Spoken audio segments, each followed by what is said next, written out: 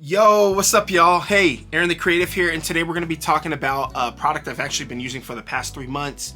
You've kind of seen it featured on my Instagram, and I want to just give you guys like a 3-month review on it. Like, I really have put this thing to the test. I'm a firm believer in having products that live in the studio that add value, and yeah, I just want to give you guys my raw thoughts, what I love about it, what I'm not fond about, and just talk you guys through the PreQ22 by Hammock Hill audio tools. This is a 500 series preamp, and it packs a punch. Let me get that to focus. Cool. Yeah. So this is handmade in Austin, Texas, and it is a really cool preamp. Let's kind of just first start off with the build quality. This is hand built. Look at the capacitors, look at the transformer, the detail and the weight that goes into this. You get to see it all. The clarity with the soldering, it doesn't look like crap. It's really well put together. And Injury and the team there take a lot of pride in these small details, and so I think that was the first thing that stood out to me. I didn't pull this out and was like, oh crap, this is gonna break. Like the knobs, everything is very intact. It feels high quality, and I like that. The EQ knobs, they're smooth, right? Cool. So that was my initial impression. And what I love about something like this is I want to be able to use it and know that it's not gonna break. I've had a couple of things that sound amazing, but they don't. They break, and I need stuff that can work day in and day out, and this preamp allows for that. So let's talk about some of the features here. This is a really feature-rich preamp here. Okay, so we've got all of our basic input controls here. We have our polarity, which allows for you to be able to switch in and out the phase. Maybe you have 2 mics on a kick drum and you want to be able to check and see if that mic's in phase, or maybe you're using it as a snare bottom, or maybe you're just needing that polarity to be flipped so it can fit better in the track. That's what's going to allow for you to be able to do that. We've got a pad. I love the fact that this has a pad switch. That pad switch is what allows for me to be able to record loud sources. So I typically find myself, I'm recording like a bass cab or like drum overheads, and I've got a cloud lifter on a mic or whatever it is. I need to be able to attenuate that gain so that I can get a little bit of color out of this input drive, right? And being able to have that control and the freedom to be able to engage a pad is great. So that way I can truly get the tone that I'm wanting out of the preamp. 48 volts, pretty standard there. That's very helpful for your condenser mics. No issues there. Next we have this input gain knob here. And this preamp gives you like 66 dB of gain, which is plenty for like hungry mics that need a lot of gain. I rarely find myself needing that much, and it's clean gain. It sounds great. So this is where you're gonna get your color from, right? So in combination with this and your output fader, which is my other favorite feature, is you can go through and drive the input of the preamp to get that color and back off the output. That's what I love about this preamp, is I'm able to do this. A lot of the competition out there, especially in the 500 series world, you don't get this output, and so then you're kind of limited with what you can do with this input. So that's that input gain. 66 dB of gain is plenty. And now for the main features of this preamp. All right, so we've got our high pass section, fully variable high pass filter, and a 2-band parametric EQ, right? So you've got your high pass filter here, and then you've got your 2-band EQ section here. Now, this is what's cool about this. You can engage and disengage that high pass filter at the touch of a button, and then you can also engage the EQ at the touch of a button, which is key.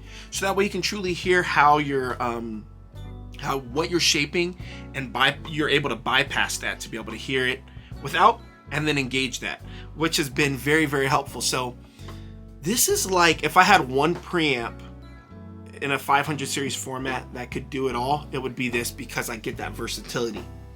I'm not restricted. Okay, cool. So on the high pass filter, you have there we go, you have a fully sweepable high pass filter, variable, And so that's from 20 hertz all the way to 200. So I tend to like to do this where I sometimes get some of that low rumble that I don't need out of a vocal or even like a kick drum.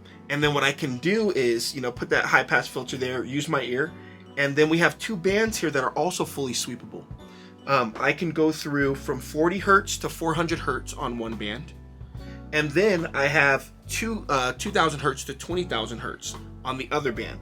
And what I like about these is the boosts aren't very, it's not like surgical. Like you can get the clarity what you need, like when you boost something at 2 to 4K, you can get it to kind of lift up in a track.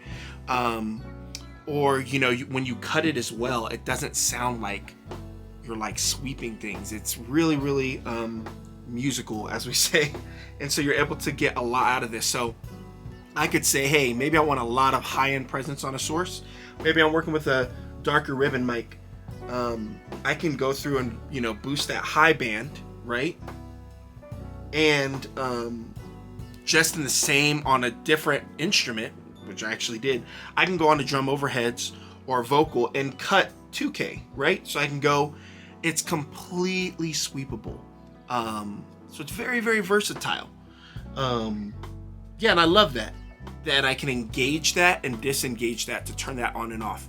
So you're gonna notice that when you have this input knob higher, you're gonna get more color, and then you can adjust this output back to be able to get your volume to be able to return. So think of this almost like, you could honestly treat this like a color or a tone box. If you're wanting to just get a little bit of heft and weight out of your synthesizers, vocals.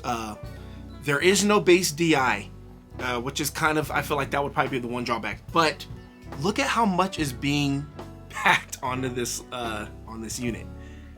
It would be impossible to fit a DI here. I would rather have a 2-band parametric EQ than a DI.